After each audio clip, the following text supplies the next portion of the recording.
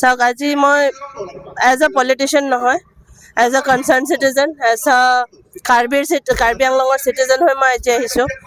আপোনালোকে সকলোৱে দেখিছেই যে আমাৰ ডিব্ৰু কেঞ্চাৰ হস্পিটেল যোনটো সেইটো অলমষ্ট ৰেডি হৈ গ'ল। এতিয়া ইনগ্ৰেশ্যন হ'বই, আমি শুনা পোৱা মতেতো ইলেকশ্যন আগতে ইনগ্ৰেশ্যনো হ'ব।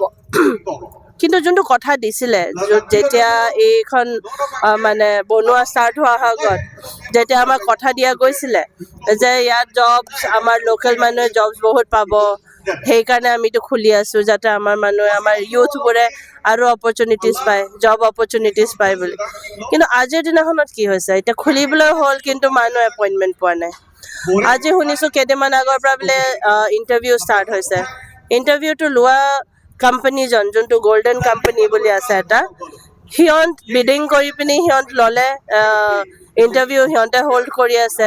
কিন্তু সেইটোৰ যে এডভাৰটাইজমেণ্ট যে দিছে, সেই এডভাৰটাইজমেণ্টটো ক'ত? মানুহে দেখোন আমাৰ মানুহ দেখোন বেছি মানুহ পোৱাই নাই সেই এডভাৰটাইজমেণ্ট। তো মই ক'ব বিচাৰোঁ যে কাউন্সিলৰ দায়িত্ব এইটো, কাউন্সিলেহে আনিছে এইটো প্ৰজেক্টটো ইয়াত।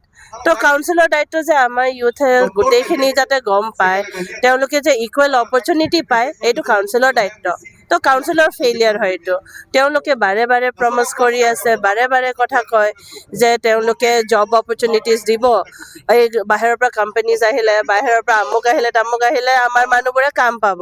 কিন্তু আমি বাৰে বাৰে দেখিছোঁ সেই আমাৰ চিভিল হস্পিটেল ভাঙাই দিলে, মেডিকেল কলেজ খুলি দিলে, মেডিকেল কলেজতো কিমান আমাৰ ল'ৰা ছোৱালীয়ে কাম পালে। ঠিক আছে, আমি টেকনিকেল জব নোখোজোঁ, নন টেকনিকেলটো দিয়ক আমাৰ মানুহকেইটাক।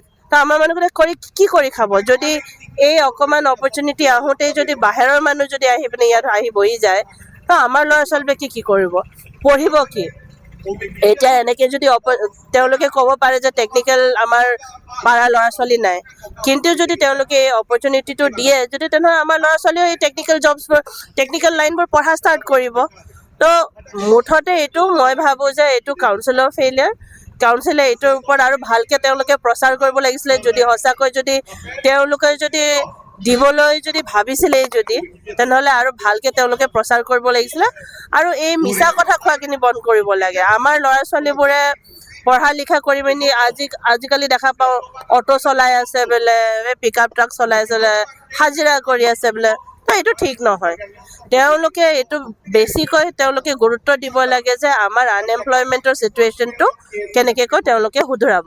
কিন্তু সেইটোৰ জেগাত তেওঁলোকে জাহা তাহা কৰোঁতে মানে এইটো কোম্পানী সেইটো কোম্পানী বাহিৰৰ মানুহ বেছি ইম্পৰ্টেঞ্চ দি আছে। আজি আপুনি নিজে গ'লে দেখা পাব বাহিৰত কিমান কাৰ্বি আংলঙৰ গাড়ী কিমানটা আছে আৰু বাহিৰৰ মানুহ কিমানজন আছে এপ্লিকেণ্টছ। আপোনালোকে নিজে ভিতৰত সোমাই পিনে অলপমান সুধি চাব।